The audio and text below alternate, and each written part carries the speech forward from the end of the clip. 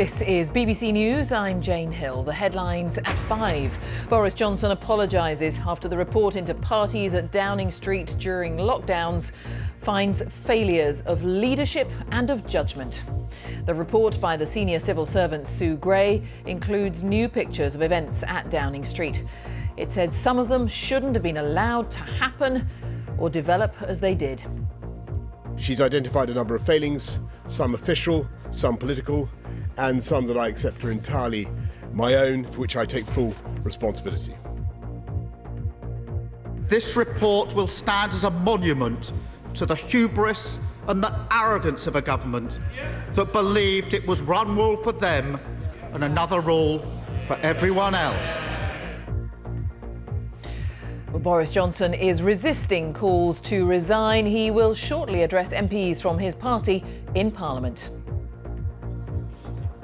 I'm Geeta Murthy live in Downing Street, where at a press conference Boris Johnson was asked, "Are you a liar?" We'll assess his chances for his political future. And the other major story here today, President Biden calls for tighter gun laws in America after 19 children and 2 teachers are killed in a school shooting in Texas. Here, there are fears of widespread disruption on the railways after one of the main transport unions votes to strike. Unions will decide next week when the strikes will be held.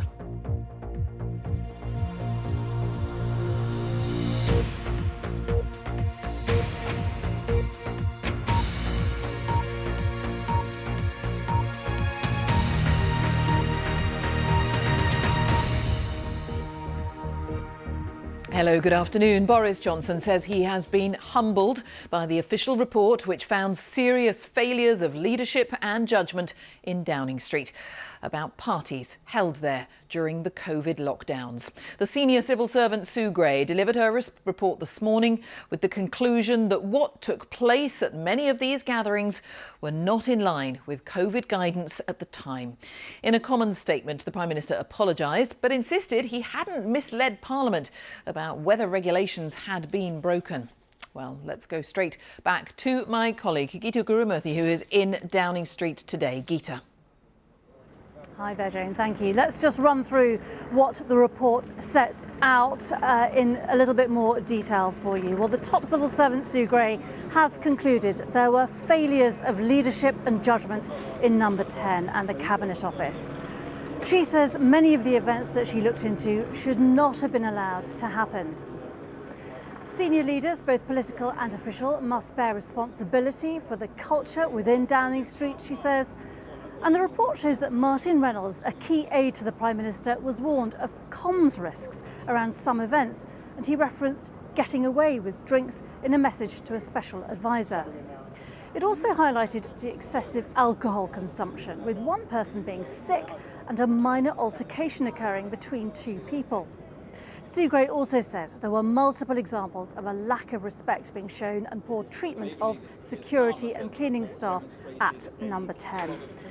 Well, speaking at a press conference this afternoon, the Prime Minister said he was humbled and renewed his apology for the birthday party that he attended, but believes it is time now to move on. Meanwhile, the Leader of the Opposition, Keir Starmer, said it was now impossible to defend the Prime Minister, and the report lays bare the rot of the government. Our political correspondent Jonathan Blake has this report. Did you tell Parliament the truth, Prime Minister? Do you stand by everything you've told MPs before? The wait for Sue Gray is finally over. For the Prime Minister, a day of judgment. Months after he announced an investigation into parties that may have broken lockdown laws, Boris Johnson received the final report this morning, which will have been uncomfortable reading. We now come to questions to the Prime Minister. It condemned a lack of leadership, details of late-night drinking, vomiting, an altercation and concern about the public's perception. I want to begin today by renewing my apology to the House, to the whole country, for the short lunchtime gathering on the 19th of June 2020 in the Cabinet Room, during which I stood at my place at the Cabinet table and for which I received a fixed penalty notice. And I also want to say, Mr. Speaker, above all, that I take full responsibility for everything that took place on my watch. Sue Gray's report has emphasised that it is up to the political leadership in Number 10 to take ultimate responsibility, and of course I do. Prime Minister said he had no knowledge of other gatherings which broke the rules because he wasn't there. And I have been as surprised and disappointed as anyone else in this House as the revelations have unfolded. And frankly, Mr. Speaker, I have been appalled by some of the behaviour, particularly in the treatment of the security and the cleaning staff. And I would like to apologise to those members of staff. We now come to the Leader of the Opposition. Labour said the report was damning. For months, members opposite have asked the country to wait. First for the police investigation, which concluded that this Prime Minister is the first in our country's history to have broken the law in office. Then they asked the country to wait for the Sue Gray report. They need wait no longer. That report lays bare the rot that under this Prime Minister has spread in Number 10. And it provides definitive proof of how those within the building treated the sacrifices of the British people with utter contempt. Sue Gray's report looked into 16 events which took place between May 2020 and April last year. Extracts of email and message exchanges are published, and only ministers and the most senior civil servants are named. The full report, now published, runs to 37 pages and contains photographs. It states that, whatever the initial intent, what took place at many of these gatherings and the way in which they developed was not in line with COVID guidance at the time.